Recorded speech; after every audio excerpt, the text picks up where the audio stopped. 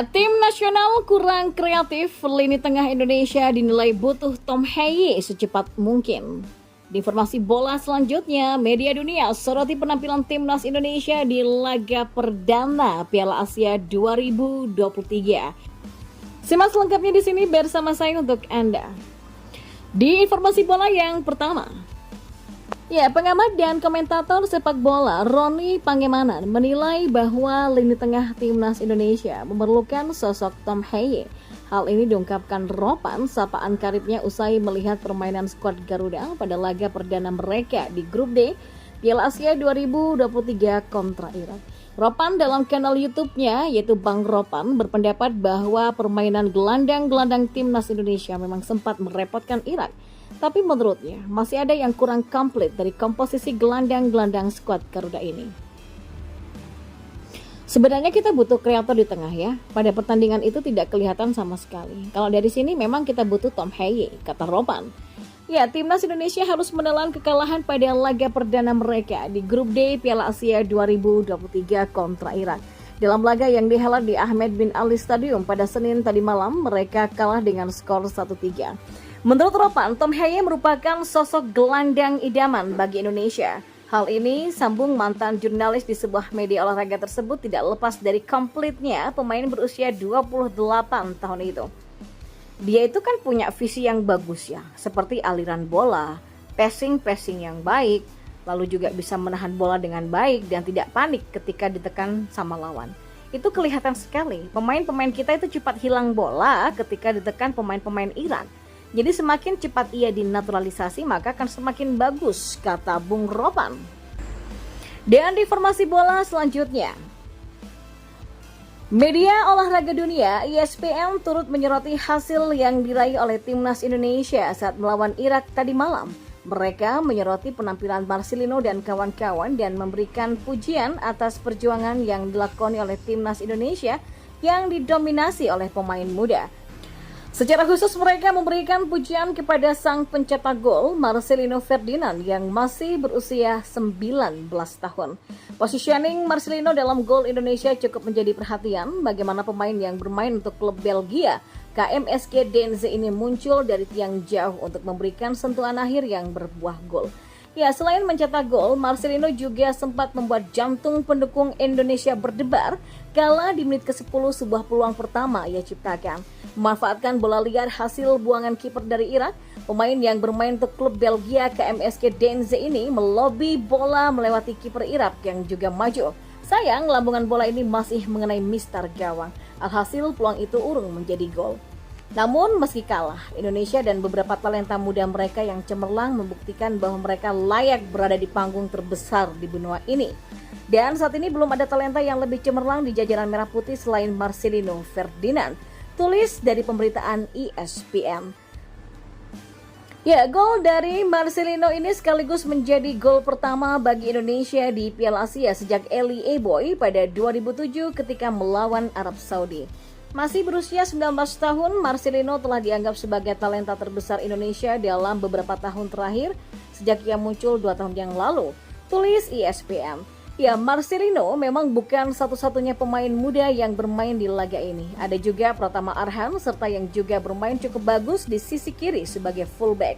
Pemain lainnya yakni yang masih berusia 20 tahun ada Ivar Jenner, Justin Hubner yang memberikan nuansa berbeda di lini tengah.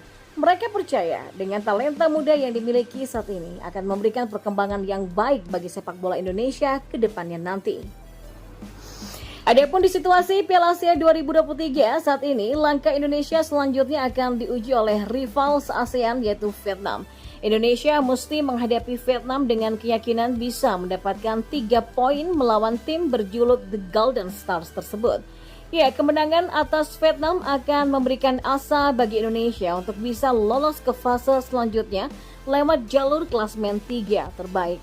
Maka dengan kemenangan melawan Vietnam, paling tidak Indonesia juga memberikan peluang untuk bertahan lebih lama di Piala Asia 2023. Laga timnas Indonesia versus Vietnam sendiri akan digelar pada Jumat nanti, tepatnya pada tanggal 19 Januari 2024 di Abdullah bin Khalifah Stadium. Ya, ruang kosong di timnas Indonesia. Berani, lupa, banyak gaya. Sinteyong membuat timnas Indonesia tampil berani dalam laga pertama Piala Asia 2023, tetapi berani saja jelas tidak cukup.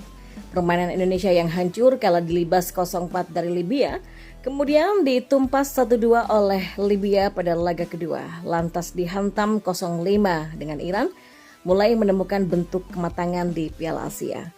Gelandang dan winger Irak tak bisa nyaman bermain seperti yang pernah terjadi di Stadion Internasional Basrah pada 16 November lalu. Sistem pertahanan Indonesia sudah jauh lebih baik. Memang ada beberapa blunder pada 15 menit pertama permainan tetapi terbilang minor. Kolektivitas semua unsur pertahanan tim terjalin dengan sistem saling menutupi dan bahu-membahu. Namun satu kelalaian saat sedang menaikkan sistem pertahanan berbuah kebobolan. Kolase sistem pertahanan yang dibangun Justin Hubner, Jordi Amat, dan Elkan Baggett lepas. Back-back ini sempat lupa menjaga ruang yang ditinggal Rizky Ridho saat membantu naik ke sisi sayap. Irak membuat Jordi, Hubner, dan Baggett hanya bisa saling tatap mata nanar. Bagusnya, mentalitas pemain tidak runtuh. Pada menit ke-37, Yakob yang ditempatkan sebagai winger kanan membuat umpan terobosan gemilang dan ditetaskan oleh Marcelino Ferdinand dengan dingin. Gol ini membuat pemain Irak terkejut. Tim asuhan Jesus Casasini seakan tidak percaya tim yang sempat dibantai 1-5 di kualifikasi Piala Dunia 2026 bisa memberikan perlawanan keras. Dalam situasi 1-1, performa banyak gaya mencuat. Rafael Struijk yang sempat jatuh bangun malah hendak meliuk-liuk di depan kotak penalti. Bola akhirnya direbut oleh lawan dan gol. Gol ini sejatinya diawali sebuah sundulan offside sebelum ditepis oleh Hernando Ari. Namun wasit yang sempat meninjau VAR tetap memutuskan gol ini sah. Indonesia akhirnya tertinggal 1-2. Selepas turun minum, sistem pertahanan Indonesia tak langsung solid. Digantinya Asnawi Mangku Alam dengan Witan Sulaiman malah membuat sedikit celah. Gawang Indonesia kebobolan di awal babak pertama dan beruntung gol itu akhirnya dianulir oleh wasit. Sebelum gol tercipta, pemain Irak terlebih dahulu berada dalam posisi offside. Kontras dengan babak pertama, Indonesia mulai bisa menguasai jalannya laga. Pada 15 menit pertama pertahanan Irak dikepung, sejumlah peluang juga berhasil diciptakan. Sayang, upaya Indonesia untuk menyamakan kedudukan buntu. Struijk benar-benar kehilangan sentuhan dan sudah begitu Shin seperti Alfa bahwa ada hukum pergantian untuk memecah kebuntuan. Dan pada saat yang sama, singa Mesopotamia melakukan pergantian pemain dengan mencoba strategi baru.